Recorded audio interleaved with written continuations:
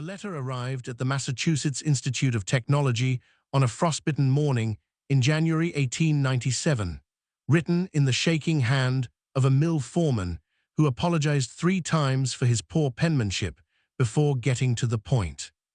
He described a colored cleaning woman's daughter, approximately 13 years old, who had been discovered late one night in the Institute's engineering laboratory, standing before a blackboard covered in equations that the faculty had left unsolved for 3 weeks.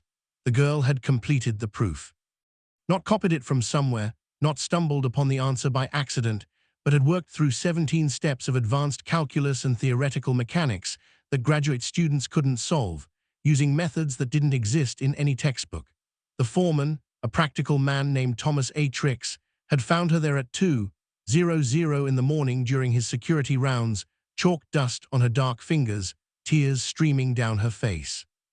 When he demanded to know what she was doing, she'd whispered, "I'm sorry, sir, I'm so sorry, I just needed to fix it. The mathematics was wrong, and it was hurting my head to look at it broken like that."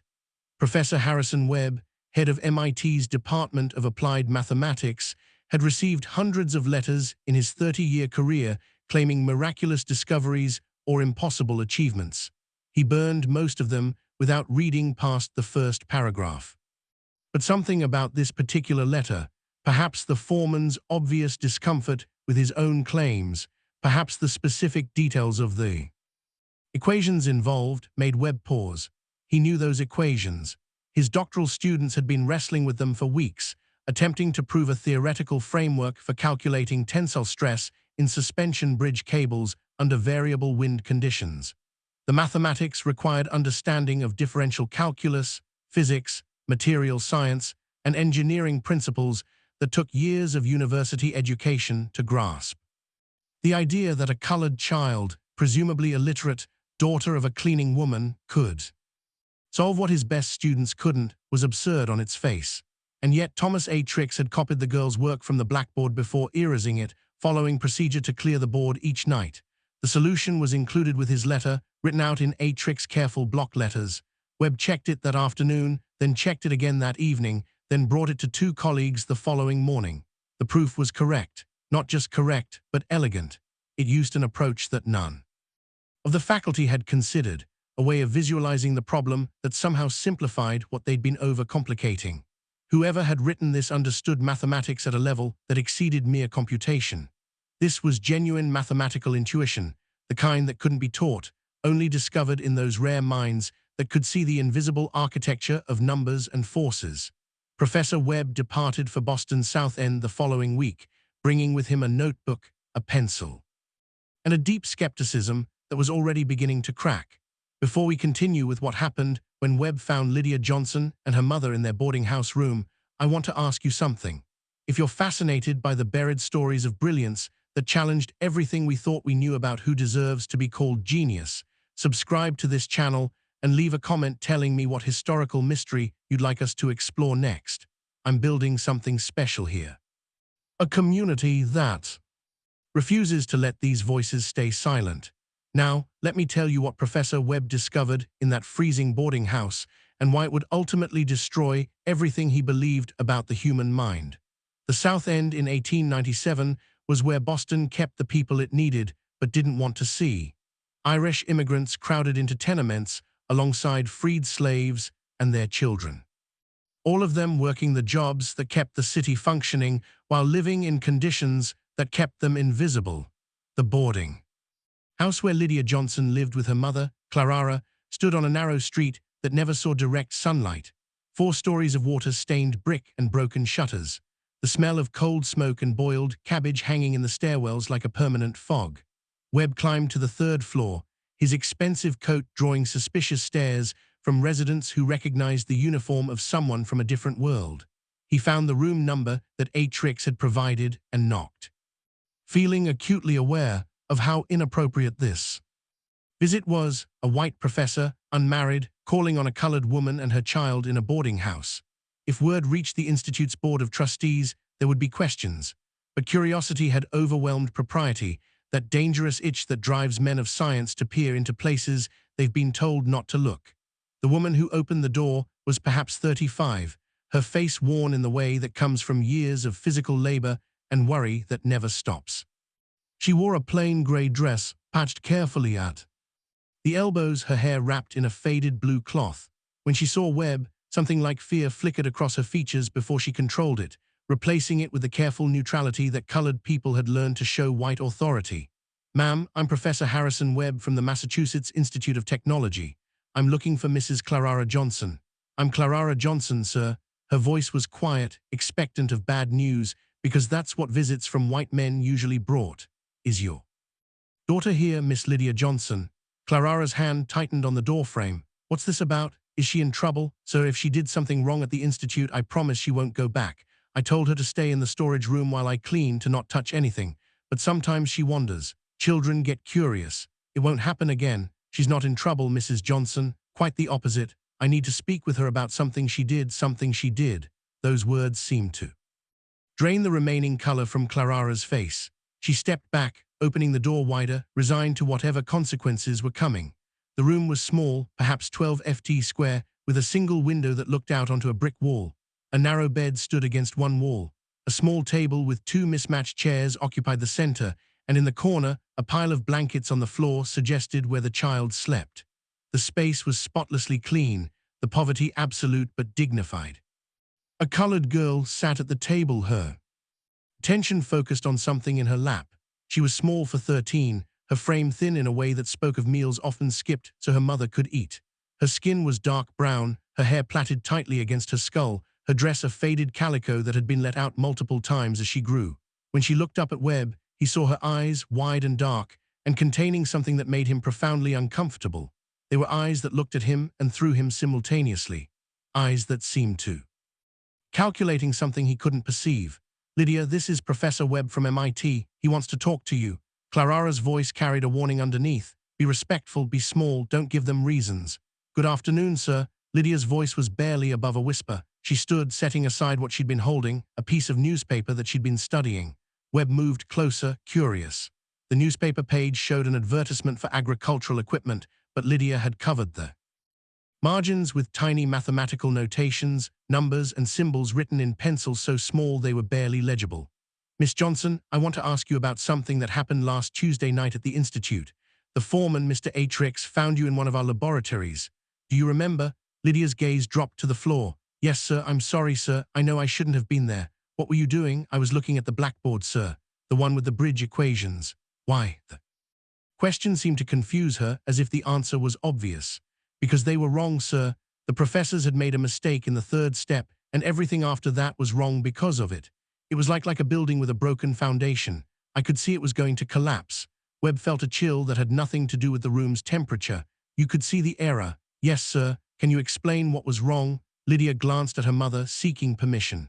Clara nodded slightly, though her expression suggested she had no idea what her daughter was about to say. "The professors were treating the wind force as if it came from a single direction. But wind doesn't work like that. It spirals and changes. So you can't use a simple vector. You have to account for the rotation and the time variance. I've watched wind move through the city. I've seen how it pushes against buildings and bridges. It's not simple. It's complex." She said this as if describing something she could see in front of her, as if the mathematics of wind and force were visible phenomena that anyone could observe if they just looked properly. Webb pulled out his notebook. "Miss Johnson, I'm going to write down some problems. I want you to look at them and tell me if you can solve them." Over the next 2 hours, in that freezing boarding house room, Harrison Webb conducted what would become one of the most significant intellectual examinations of the 19th century.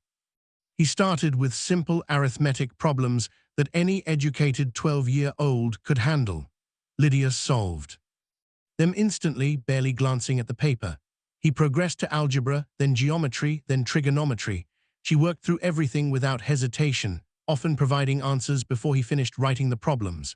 Her methods were sometimes unconventional approaches that Webb had never seen before, but her answers were flawless. Then he moved into advanced mathematics, calculus, differential equations, complex theoretical problems that his graduate students struggled with. Lydia's pace never slowed. She would look at a problem, Her eyes would track across the numbers in a way that suggested she was seeing something beyond the symbols themselves, and then she would provide the solution. Sometimes he would ask if she could show him how she saw it, and when he agreed, she would draw strange diagrams, visual representations of mathematical relationships that were simultaneously alien and perfectly logical. "Where did you learn this?" Webb asked after she'd correctly solved a problem in fluid dynamics that had taken him 2 days to work through when he was a doctoral student. "I didn't learn it, sir, I just see it." "What do you mean you see it?" Lydia struggled to explain, her young voice searching for words to describe something that shouldn't be possible. "When I look at numbers, sir, I don't see what other people see. I see shapes, patterns. Mathematics isn't symbols on paper for me. It's like architecture in my head. I can see how numbers fit together, how forces balance, how systems work. When I look at an equation, I'm seeing the shape of what it's describing. The bridge problem. I could see the bridge in my head, see the forces acting on it, see how the mathematics had to bend to match the reality of the structure. Does that make sense? It made no sense. It made terrible revolutionary sense. Webb had heard of stunts, individuals with highly specific talents, calculating prodigies who could multiply enormous numbers. Their heads but couldn't understand why the calculations worked. But Lydia wasn't a stunt. She understood the underlying principles. She could explain her reasoning. She could apply her abilities to novel problems. This wasn't idiot savant syndrome. This was genuine, profound mathematical genius, the kind that appeared perhaps once in a generation, and it had manifested in a colored girl living in poverty, daughter of a cleaning woman who had somehow taught herself advanced mathematics. Simply by observing the world around her. "How do you know about physics, about engineering?" Webb asked. "From watching, sir. Mama cleans at MIT 5 nights a week. I go with her because she can't leave me alone here. It's not safe. I'm supposed to stay in the supply closet while she works. But sometimes I walk around when the buildings are empty. I look at the blackboards. I read the books left open on desks. I watch how things work, how machines move, how bridges hold weight, and I see the mathematics underneath it all. It's like the world is made of numbers and forces, and I can see the equations that make everything happen." Clara had been standing silently by the door, watching her daughter with an expression of fear and pride intertwined. Now she spoke, her voice strained. "Is she wrong in the head, Professor? The other mothers. They say she's strange, that it's not natural for a child to think the way she does. I've been worried, sir, that something's not right with her." Webb looked at this woman who had no education herself, who worked brutal hours cleaning other people's dirt, who was asking if her daughter's brilliance was a disease. "Mrs. Johnson, your daughter is not wrong in the head. She's extraordinary. She has abilities that I've never encountered in my entire career. She's solving problems that trained mathematicians can't solve. She's understanding concepts that require years of university education to grasp, and she's doing it naturally, as if her mind operates on a different level than the rest of us." Clara's eyes filled with tears. "Is that good or bad, sir?" And there was the question, wasn't it? In a world that believed colored people were intellectually inferior, that supposed inferiority to justify segregation and disenfranchisement, that built its entire social hierarchy on the assumption that people like Clara and Lydia Johnson were fundamentally less capable than white people. What did it mean to discover colored child whose abilities exceeded those of the most educated white men? Was that good or bad? I don't know, Webb admitted, but I need to understand it. I need to test her more extensively, document her abilities, try to understand how her mind works. Will it help her? Clara asked, cutting through all the scientific fascination to the only question that mattered to her mother. Will whatever you do help my daughter have a better life? Webb wanted to say yes. He wanted to promise that revealing Lydia's abilities would open doors, would prove to the world that intelligence had no color, would force society to acknowledge that its racial theories were lies. But he'd lived in this world long enough to know better. "I honestly don't know, Mrs. Johnson, but I can promise you this. I will do everything in my power to ensure that she's protected, that she's not exploited, that her abilities are used to help her, not to harm her." Clara looked at her daughter, at this child who saw the world in equations, who had been blessed or cursed with a mind that wouldn't stop calculating. "Lydia, baby, what do you want?" Lydia's answer was simple, devastating in its simplicity. "I want to learn, Mama. I want to understand more. The mathematics I can see. It's like I'm looking at a book with half the pages missing. I can see some of it, but there's so much more I know exists, but can't see yet because I haven't learned the language for it. I want to know the rest." How could a mother deny her child that? How could Anyone who claimed to care about knowledge and truth deny a mind like this the chance to develop. All right, Clara said finally. But Professor Webb, if this goes wrong, if they hurt her or use her or try to take her from me, I'll run. I'll take her and we'll disappear and you'll never find us. You understand? I understand. One Webb returned to MIT and immediately wrote to 3 colleagues whose judgment he trusted, asking them to come to Boston to verify what he'd found. Within 2 weeks, 3 of America's leading mathematicians had made the journey to that boarding house room. All 3 emerged shaken, convinced, unable to explain what they'd witnessed. Lydia Johnson could solve any mathematical problem they presented. She could visualize complex spatial relationships. She could understand abstract theoretical concepts that shouldn't be accessible to someone without formal training. And perhaps most remarkable, she could extend existing theories, suggesting new approaches and methods. That, when the professors checked them later, proved to be valid innovations. She wasn't just mimicking or memorizing. She was creating, genuinely advancing mathematical thought. By February, word had begun to spread through academic circles. Not publicly, not yet, but in the careful correspondence between scholars, the whispered conversations at conferences. There's a colored girl in Boston. Webb found her. You have to see it to believe it. And with that spreading awareness came the inevitable question that would define everything that followed. What do we do with her? MIT's Board of Trustees met in emergency session on February 18, 1897. Professor Webb presented his findings, bringing with him documentation of Lydia's abilities, testimonials from the visiting mathematicians, and a proposal. The institute should provide Lydia with formal education, perhaps a special tutorial arrangement, since admitting a colored female student would be impossible given current policies. They should study her, yes, but gently, respectfully, in ways that would help her develop her abilities while protecting her from exploitation. The board's response was more complicated than Webb had anticipated. Half the trustees saw Lydia as a scientific opportunity, a chance to understand the origins of mathematical genius, potentially to prove that intelligence transcended race. The other half saw her as a problem. If word got out that a Negro child was intellectually superior to white graduates of MIT, it would challenge everything that justified the current social order. It would be ammunition for integrationists, for those radicals who wanted to overthrow segregation and force racial mixing. It would embarrass the institute, raise questions about their admissions policies, potentially alienate Southern donors and students. The compromise they reached satisfied no one.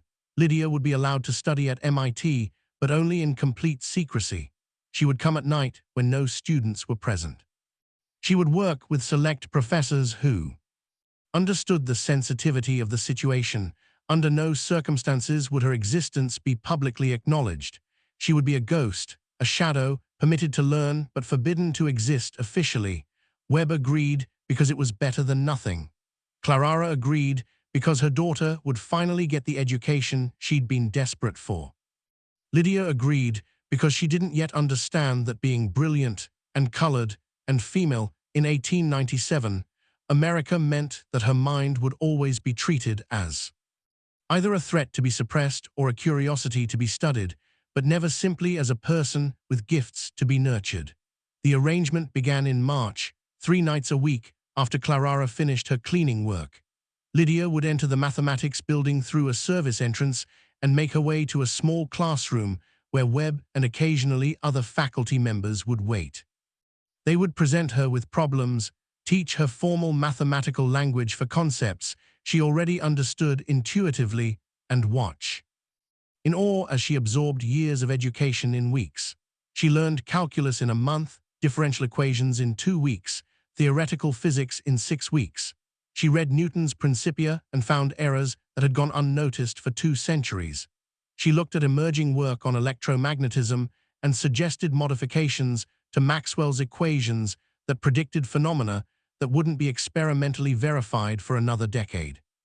She was quite simply the most remarkable mathematical mind that any of them had ever encountered, and she was forbidden to exist. But secrets like this don't stay secret. By April, rumors had reached beyond academic circles. A reporter from the Boston Globe, following whispers about strange nighttime activities at MIT, began asking questions. Southern newspapers, always alert to anything that might challenge racial hierarchies, picked up the story in garbled form.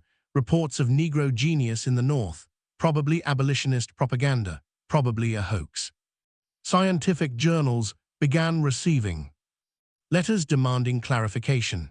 And in Virginia, a man named Dr. Marcus Thorne, who had built his career on chronometric research, proving Negro intellectual inferiority, read about Lydia Johnson and became obsessed with disproving her existence. Thorne was 53 years old, a physician by training, a racial theorist by passion. He had published extensively on skull measurements, brain weights, facial angles, all the pseudoscientific apparatus that white supremacy had dressed in the clothes of objective research. His work was cited in legal decisions upholding segregation, in political speeches justifying disenfranchisement, in popular books explaining why racial hierarchy was natural and inevitable. And now this girl in Boston threatened to demolish everything he'd built. If a Negro child could demonstrate mathematical abilities superior to educated white men, then the fundamental premise of racial science, that intelligence was biologically determined by race, was false. Thorne couldn't allow that. He wrote to MIT's Board of Trustees demanding access to examine Lydia, to verify her abilities, to determine whether this was genuine genius or some elaborate trick. His letter carried an implicit threat. If MIT refused to allow proper scientific examination, Thorne would publicly claim they were perpetrating a fraud, using a trained child to manufacture false evidence of Negro intelligence for political purposes. The board, trapped between competing pressures, made another compromise. They would allow a controlled examination by a panel of outside scientists, including Thorne, to verify Lydia's abilities and determine their significance. Webb argued against this. He'd read Thorne's work. He knew the man's agenda, but the board overruled him. Better to allow the examination and let the truth speak for itself than to appear to be hiding something. The examination was scheduled for May 15, 1897. And Professor Harrison Webb, who had discovered Lydia Johnson and promised to protect her, could feel control of the situation slipping from his hands, could sense that something terrible was approaching, something he would be powerless to prevent. But he had no idea just how terrible it would become or how far men would go to suppress a truth that threatened their entire worldview. And that is where we must pause. The examination room they chose was on MIT's third floor, a space normally used for advanced laboratory work, now cleared of equipment and arranged like a courtroom. A long table at one end seated the examination panel. Dr. Marcus Thorne from Virginia, Dr. Edmund Cartwright from Yale's Department of Psychology, Professor Lawrence Hamilton from Harvard's Medical School, and two representatives from MIT's own faculty. Professor Webb sat to the side, technically present as an observer, practically powerless. At the room center stood a smaller desk, a single chair, and nothing else. This is where Lydia would sit, isolated, visible from all angles, subject to scrutiny from every direction. Lydia Johnson waited outside in the hallway, forbidden from entering. The board had decided that her presence might somehow influence the examination, as if a cleaning woman could secretly signal advanced mathematical solutions to her daughter.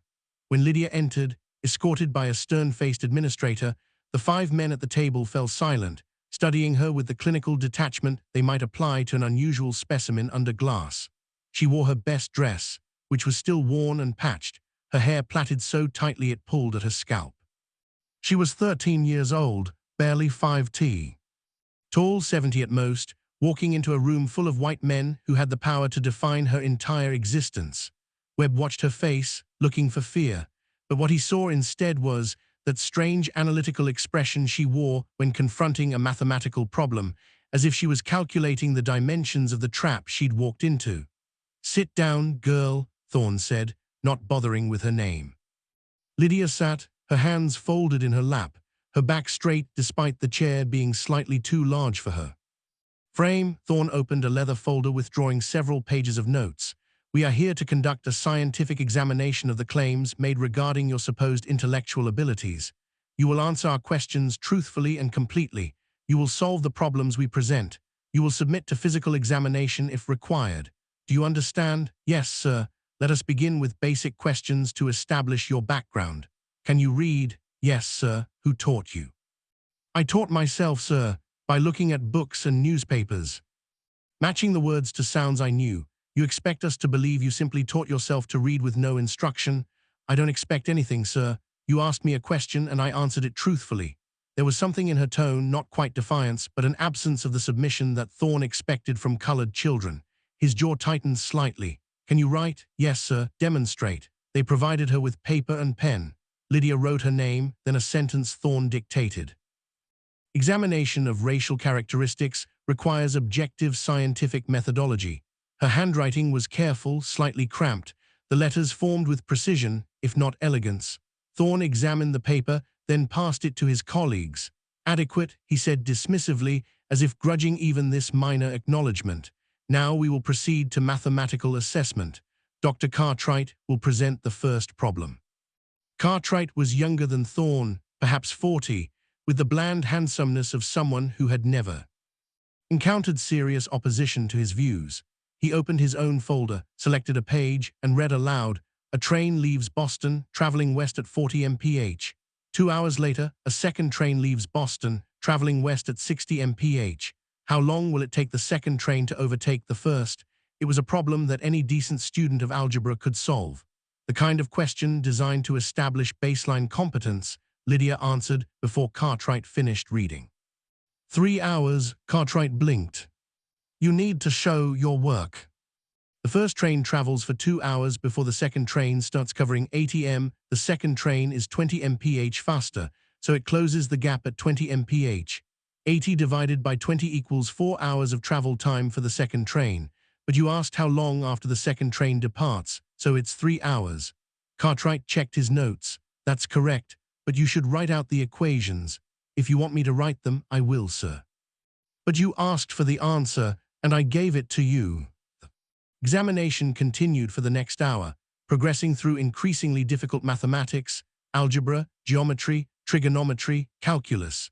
Each time Lydia would listen to the problem, sometimes ask for clarification of what exactly they wanted her to find, then provide the answer with minimal delay. The panel began glancing at each other, the kind of looks that pass between people who are witnessing something they can't quite process. Webb watched Thorne's expression shift from confident superiority to confusion to something darker, anger perhaps or fear. Around the second hour, Thorne took over the questioning directly. These are parlor tricks, he announced, memorization and training. The girl has been coached to perform these calculations. We need to test genuine understanding, not rote responses. He withdrew a different set of papers, problems he'd prepared specifically for this examination. Complex theoretical questions that couldn't be solved through memorization because they required real understanding of underlying principles. Here is a problem in advanced mechanics. A bridge span of 200 ft is supported by cables arranged in a parabolic curve. Given the following specifications for cable tension, deck weight, and load distribution, calculate the maximum safe load the bridge can support under sustained wind pressure of 30 m/h. He read out a series of specifications, numbers, and measurements that would take even a trained engineer time to organize and understand. Lydia listened, her eyes tracking slightly as if following invisible calculations in the air in front of her. "Sir, I need to clarify something before I answer. What are you asking for? Theoretical maximum load based on the cable specifications alone, or practical maximum load accounting for deck stress distribution and connection point failure risks?" Thorne stared at her. "Explain the difference." The cables themselves might be able to support a certain weight, but if that weight is distributed unevenly, or if the connection points where the cables attached to the deck aren't reinforced properly, the bridge will fail at a lower load than the cables alone could theoretically handle. Engineering isn't just about individual components. It's about how systems interact. So which calculation do you want? The question demonstrated understanding that went beyond simple mathematics. This was systems thinking, the ability to see how multiple factors interacted, the kind of conceptual sophistication that separated competent engineers from brilliant ones. "Both," Thorne said finally. "Give me both calculations." Lydia closed her eyes for perhaps 30 seconds, her lips moving slightly as if speaking to herself. Then she opened them and began to recite numbers, explaining her methodology as she went, describing how she was visualizing the bridge structure, how she was accounting for force distribution, how she was calculating stress factors at critical points. She provided two numbers, one for theoretical maximum based on cable strength alone, another lower number for practical maximum accounting for system vulnerabilities. The panel sat in stunned silence. Finally, Hamilton from Harvard spoke up. "Dr. Thorne, do you have the solutions to these problems?" "Of course." "Are her answers correct?" Thorne checked his notes, taking longer than necessary, clearly hopping to find an error. His face darkened as he compared Lydia's answers to his own calculations. "The first answer is correct. The second answer uses a methodology I hadn't considered but appears to be valid." Appears to be. Webb couldn't stay silent any longer. Either the mathematics is sound or it isn't. The mathematics may be sound, but that doesn't prove she derived it independently. She could have been taught these specific problems. Then give her a problem she hasn't seen. Webb shot back. Give her something original, something you create right now that couldn't possibly have been anticipated. Thorne's expression suggested this was exactly what he wanted. He stood, moving to the blackboard mounted on one wall, and began writing. He spent 15 minutes constructing a problem, a complex scenario involving fluid dynamics, pressure calculations, and three-dimensional spatial reasoning. It was the kind of problem that would appear in an advanced physics examination, the kind that graduate students would spend an hour solving with access to reference books and calculation tools. When he finished, he turned to Lydia. "Solve this." She studied the board for several minutes, her head tilting slightly, that strange unfocused gaze suggesting she was seeing something beyond the symbols written in chalk. Then she stood, walked to the board, and asked, "May I show my work here, sir?" "Please do." What followed was, for Webb, one of the most remarkable demonstrations of mathematical thinking he had ever witnessed. Lydia didn't just solve the problem. She restructured it, finding a more elegant approach than the one Thorne had anticipated, using visual representations that made complex relationships suddenly clear. She drew diagrams showing force vectors. She noted simplifying assumptions that could be made without sacrificing accuracy.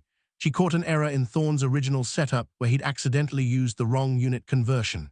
And she explained everything in simple language, teaching as she solved, making her thinking visible and comprehensible. When she finished, she set down the chalk and returned to her seat, leaving the board covered in her work. The room was silent, except for the sound of breathing and the distant noise of the city outside. Professor Hamilton rose and approached the board, examining Lydia's work closely. He traced her logic, checked her calculations, studied her diagrams. Finally, he turned to face his colleagues. "Gentlemen, I don't know how to say this delicately, so I'll be blunt. This is legitimate genius. This isn't training or memorization or some kind of trick. This girl understands advanced mathematics at a level that I rarely see in doctoral candidates. She's not just solving problems. She's demonstrating genuine creative mathematical thinking." "Impossible," Thorne said flatly.